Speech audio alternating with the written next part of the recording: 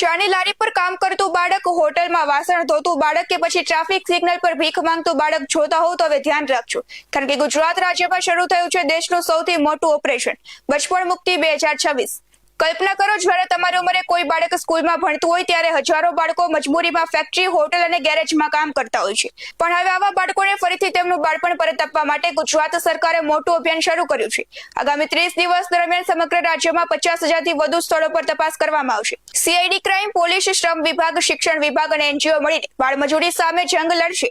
આ અભિયાનમાં 5,000થી વધુ બાળમજૂરોને મુક્ત કરવાનો લક્ષ્યાંક રાખવામાં આવ્યો છે અને સૌથી મહત્વની વાત, શાળા છોડી ચૂકેલા 90% બાળકોને ફરી શિક્ષણ સાથે જોડવાનો પ્રયાસ કરવામાં આવશે। જો કોઈ હોટલ, ફેક્ટરી કે દુકાનમાં બાળકોથી મજૂરી કરાવતો ઝડપાશે તો માત્ર દંડ જ નહીં, સીધી એફઆઈઆર અને જેલની કાર્યવાહી પણ થઈ શકે છે। જો તમને ક્યાંક બાળમજૂરી, બાળ ભિક્ષાવૃત્તિ કે બાળકનું શોષણ થતું દેખાય તો તરત જ 1098 અથવા તો 100 પર કોલ કરો। તમારો એક કોલ બાળકના હાથમાં